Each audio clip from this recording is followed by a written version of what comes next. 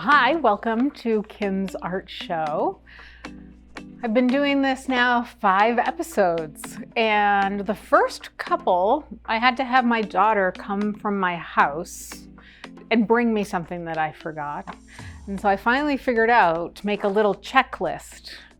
And I thought it would make sense to talk about because if you're a painter and you ever want to paint somewhere not your home or your studio, a little checklist makes a lot of sense. And things on it might include, number 1, paint and brushes. Number 2, water container and rag. 3 for me is this paper roll. And it's this thin recycled like craft paper. I get it at the hardware store, like a small independent one downtown, and it's in the paint section, kind of like to mask over carpets or things if you're painting walls. So it's not expensive and it's a great tool. My easel, my board, references, examples of paintings if needed, and we need it today. Tape, right? I have masking. Sometimes I have a bunch of kinds. Information boards, like sometimes I'll hold up something like show checklist. Let's see, can I read through it? Nope. Spare extra tape. Look how funny that is. Spray bottle. And so it's nice to make a little list like this so you don't have to have someone bring you your items when you forget, or try to set yourself up for success and then have a problem and not have an enjoyable experience. So that's my show checklist. And again, we're painting with gouache, opaque watercolor. And it's my handy dandy set. And before painting, I'm going to reconstitute it with a little bit of water. I have nice clean water in my jar. And a reference. This is an old photo that I took. I know it's hard on the iPad. Let's see what we can do, but it's the airport in my town. It hasn't been an airport for many years now, and it's this weird time of day. I love taking bad photo references and like enhancing them and trying to say more about what I felt when I saw the reference than when I look at the photo and paint that. So sometimes I do small studies like this. And this is on that same Stonehenge paper, right? So this is Stonehenge, just like the big monument in England, right? Stonehenge. But like nice, rich colors, and shapes that I love. I'm a landscape painter. I love the landscape. So when you have a combo of a small study like this and your reference, sometimes you can really do a good painting. So let's see how that works out. So again, I have my tape all set up, and I'm going to place the paper.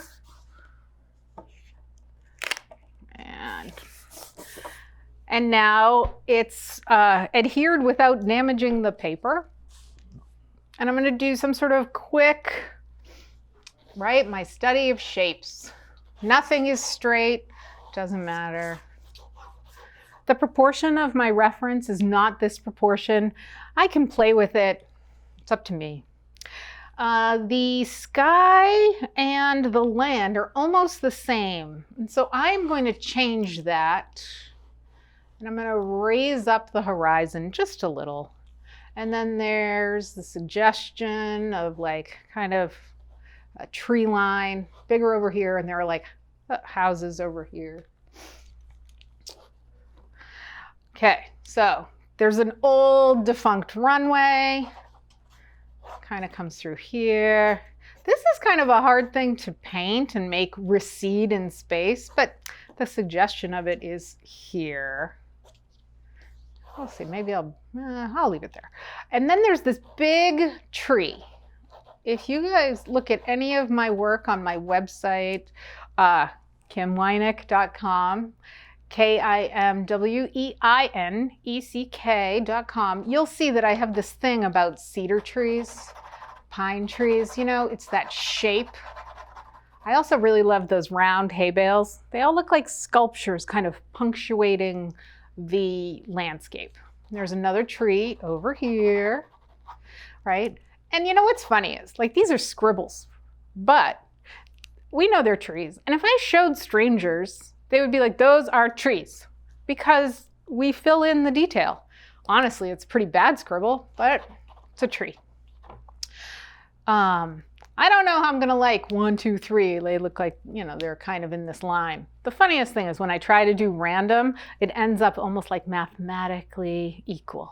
So we'll see what happens as I paint, but I'm gonna keep that in mind.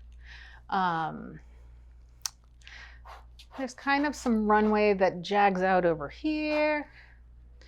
And there's like a little bit of light over here that I'm gonna kind of plan for. You'll see that I leave the sky as is, even though there's big clouds and things. That'll be to discover when painting. And so for all my other shows, I've tried very hard to be like, hey, from beginning to end, here's kind of an almost done painting. Even though I can't call a painting done until I've sat with it quietly in my studio and kind of looked at it or put it aside and then looked at it kind of with fresh eyes. But what I'm going to try to do this time is maybe paint a little bit today, and if it gets done, great. But if not, next episode, maybe we'll venture into the same painting, and it could be fun.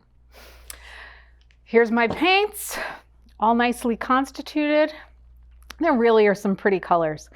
I tend to not use certain ones. Like these reds are very potent and like aggressive. I don't need a lot of them. I wouldn't paint a field like all fuchsia or all red, but I would paint a field like almost all green, or a sky all blue. So I tend to not go through reds very much. All right, I have a pretty decent big size brush, and I'm going to start on the sky. All right, and there's my little study, but I'm not going to keep it like front of my face. I'm not copying this. I'm just remembering that this is what I thought of after I went home and had that picture and this memory in my mind. Okay, so sky. The value of the sky is pretty light. And value, remember, is the lightness or darkness of a color. And I use my squeeze bottle to put a little bit of water on my palette, not too much, but just enough to make the paint flow. Do you see the difference? When it's dry, there's nothing, but when there's a little bit of water, it really can move. The thing about gouache is you need to figure out the right viscosity, and that's going to be about the amount of pigment with your water.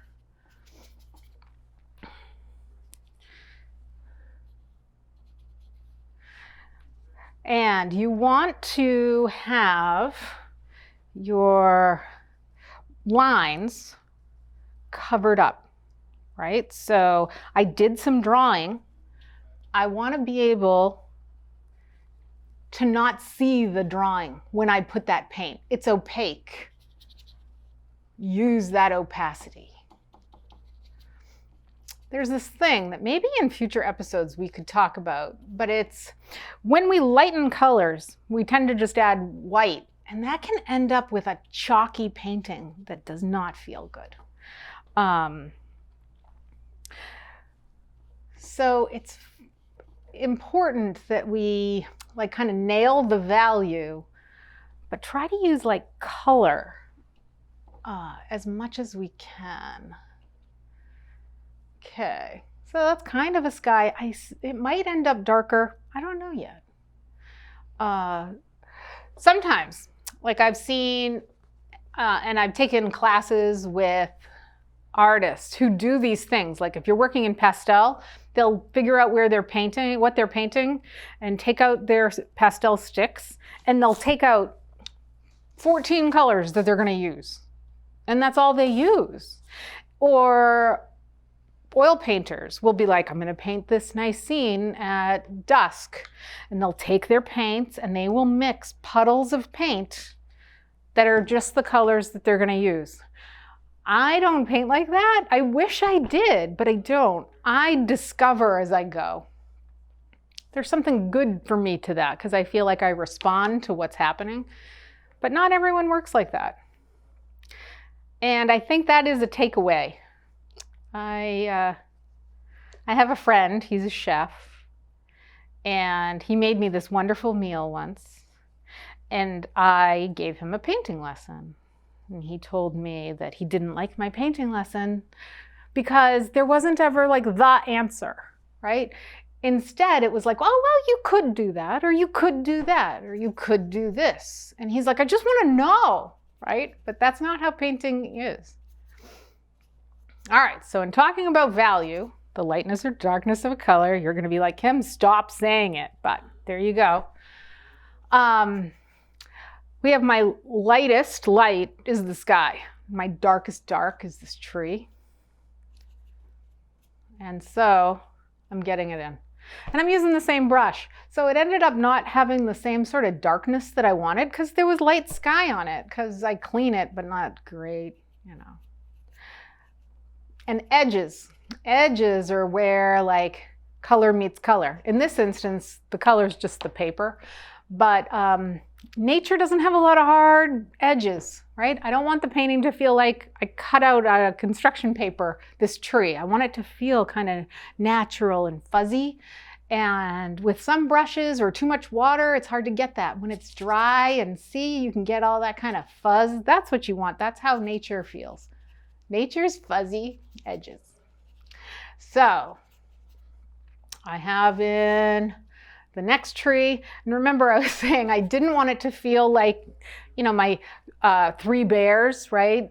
Too big, too little, or just right. So I'm gonna see what maybe I can connect these, right? It's fun to kind of play Mother Nature. So there, my reference doesn't look like this, but I just made a change. There's also some dark over here. So this is called dry brushing, when I am just using whatever's on my brush and suggesting some things. Okay, I really like the shapes. I see the potential, and I'm not in that yuck period yet where I'm like, oh my God, how am I gonna pull this together? I'm still pretty excited. Maybe it's because I don't have this pressure of trying to be done in a half hour. We'll see how it goes. Maybe too, though, it's because I did my homework a little with a little study and some thought about it. If this were smaller and less detailed, it would be called a thumbnail. And usually, like before you start painting, best practices would have you do like a little 2x2 drawing and kind of make some plans. But sometimes I just want to paint, so I just get in there and see what happens. Okay, lightest light, darkest dark. I think I'm going to claim what color I want my path through, which is the old runway, to be. And I've said before, there's water on here now, so that's not easy to do. I mix things near one another on the palette and make sure that I like how that looks together. Also, when I'm mixing, I tend to make things warmer than they are because people don't like things that are cold. You know, like if you're making a painting, you want it to feel cozy and like a hug. You don't want it to feel icy, like, you know, something uncomfortable. And so if I'm looking at my references and I see that it's just gray, like gray is, what kind of gray? And I'm gonna make it a warm clay gray. What's funny is that's a warm clay gray here. But here, because this is kind of like yellowy brown, it doesn't look as warm, but trust me that it is. And it just really drives home how color is relative, right? Here, next to white, that's warm, kind of pinky. Here, next to all that yellow, that is, that's purple. Relativity. All right, so when I say claim in a painting, it means paint, decide what the paint color is and the shape. And that's what I'm doing, right? In another episode, I talked about atmospheric perspective, and that's that in the foreground, things are crisper, warmer, deeper, more intense. Oh, too light. And in the background, things get colder, less in focus, and lighter. So see, I put this color here. It's way too intense and bright. So let's see. See that tendency to feel like an artist and just start going like this. And, you know, it's fun though. You want to make sure that there's that joy in your painting. People don't want to look at a painting and be like, that looks labored, right? Who wants that? There's a great word, and I learned about it when I studied the art of the Italian Renaissance, which is funny because if you know the art of the Italian Renaissance, this word doesn't make sense with it, but it's called sprezzatura. And sprezzatura is the art of making something difficult look like it was done with ease. And that is what we're trying to do. When you make a painting, you want to make it look like you had the most fun you have ever had when you were making that painting, not that it was a struggle, right? So, sprezzatura. And so if you know Renaissance art, like that art is so detailed, so hyper realistic at times that it's, how is that an example of sprezzatura? Right, good word. My pronunciation probably not, because I did not take Italian. I took French. So the light, even though the painting is from dusk, was hitting the tops of the grasses, but there's like a darker part of those grasses. And so that's next. I always want the color though to feel like attractive, even if it's kind of a meh neutral, it can still feel like a nice color. So here we go.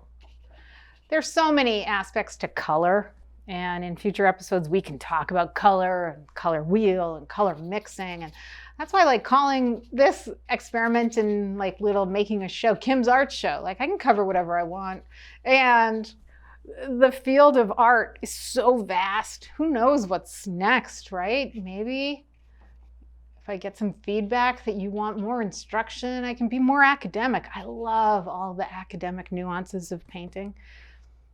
When I first graduated, I was painting my brother. I wasn't painting my brother. My brother was watching me paint, and we were having a great conversation. He's younger and awesome, and he is a chemist. Well, not anymore, but he has a chemistry degree, and we would have these great conversations about paint. And oh, look, I kind of came in too much on that shape. The glory of paint, I can just kind of fix it in a minute. Anyway, he said, you know, like all these wonderful chemical definitions of like how paint and color act with each other. And then he was also shocked about what I was painting with, right? 'Cause some of the chemicals are pretty toxic, and he was very cautionary. So positive space, negative space. Positive space is the object, right? So it's like I am painting the grass, but in painting the grass, I'm also kind of defining the shape around those cedar trees. And right, everything is refine, refine, decide. I'm going to fix that. The cedar tree that I encroached too much on. Right, so negative space in this instance, because I want to do the tree, is the grasses. Right. Oh, and I want a color called Payne's Gray. Payne's Gray is a nice dark color. If I showed it to you, it would just look black. But what's really nice about Payne's Gray is that it has a bluey undertone. But I accidentally went into black on my palette, The difference is that black in a mixture kind of flattens it out, whereas Payne's gray adds color notes. Black is really strong in a mixture. All right, so I have some nice foundation here. Let's do what is in the back here, and maybe what am I going to do for some cloud suggestion? So if I know about this background color, in the photo, which tends to flatten everything out, it is close to this color, but maybe just a little bit lighter, but it's almost the same color. So if I were to take that color that I have, let's say I'm just going to lighten it up with white. Okay, and then I put it here. Well, first, it looks kind of close to this, but secondly, I don't like the space that it gives, because I know that I can cool it down and I can push it back. What we love about paintings versus photos is that there's like a space in a painting, the pictorial space, that we can enter into. So I'm going to make this cooler and see if it can push it back. When I teach, I say all these things and students laugh. Because, you know, just like any sort of profession, there's like the vocabulary that you use again and again. One thing, when I look at my paintings after, I'm always like, they're so bright. Those colors don't feel natural. Ooh, I like that. Okay, so this is maybe too light. This is a little bit more vibrant, but it's definitely a cooler color. I don't know how much you can pick up in the camera, but I like it. There's not a lot of difference here, so I'm going to lighten it up. And I'm going to use whatever's on my palette to lighten it up. Might not be enough. I'm going to add a little bit more. I really love the color story for this painting. I just went in a little bit too much there. So look, I use my finger to fix it. A little bit dry brush, right? It's not very wet. I love the colors, right? And I'm not refining it so much. I'm just kind of claiming what the colors are. And I'm covering the canvas, the paper, pretty well. Okay, so this day, this was pinker and darker than this. So I'm going to play with that a bit. We moved to this town with this old, no longer in use airport maybe 10 years ago. And when we were driving to look at the house we would buy, we turned the corner and there was this huge open field. And you know, in this area, we don't have a lot of open fields. We have a lot of trees that impede our view. When we turn the corner, it's almost like my heart skipped, like, open field? What? This is amazing. And I think right then I knew, if this house is at all good, that's where I want to be. And my husband kind of knew too. And yes, we did buy the house that was walking distance to that open field. And it has now become a place that I go to all the time.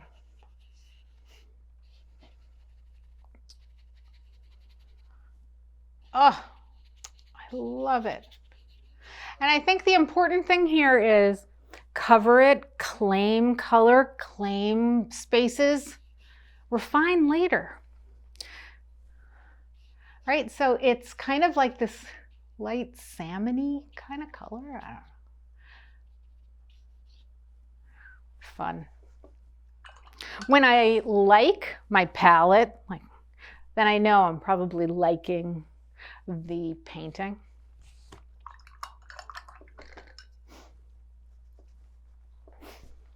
All right, so there are clouds. And the clouds need to be darky, bluish. Let's see. Right, and so then back to the palette. Mixing it near helps me know, like, do I like how that is with the other colors? You know, I do. Ooh, it's a little bit intense.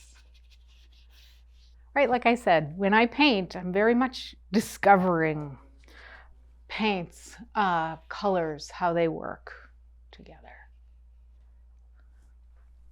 And, oh, this is fun. Remember, like we can always paint over the marks that we make. And so there really isn't something wrong with gouache. That's fun. Okay, so with the surface nearly covered, I'm going to start to refine some of those colors.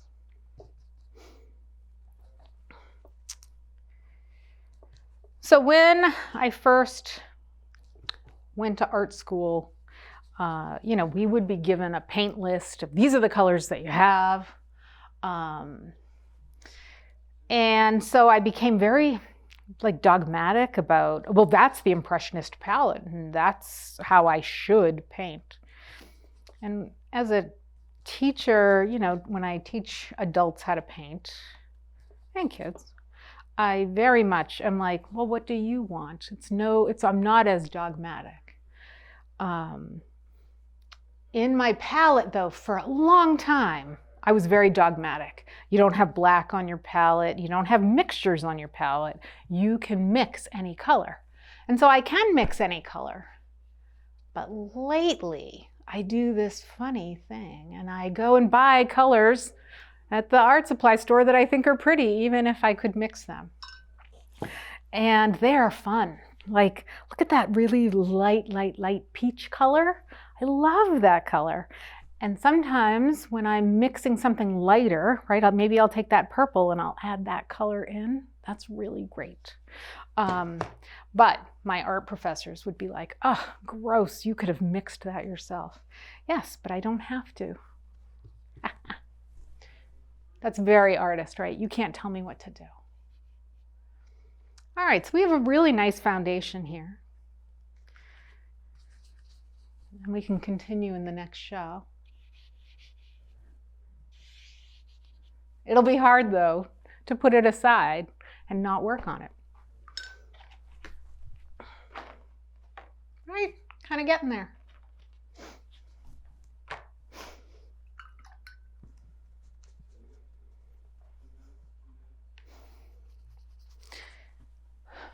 So you've probably figured, right? Like, painting is like this exploration of what do I see and what do I want to address?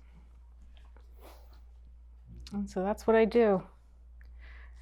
The hardest part can be deciding, did I say enough? When is that done? What I can tell you here is it's not done yet.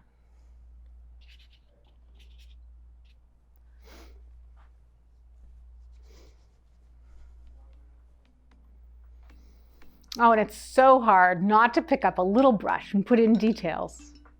We're close, but it's not done yet. That'll have to be the next episode.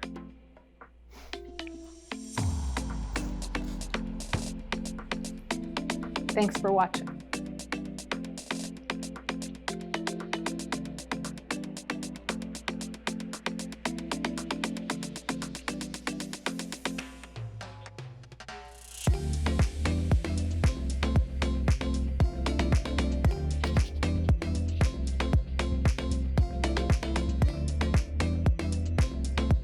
Are we good? Good.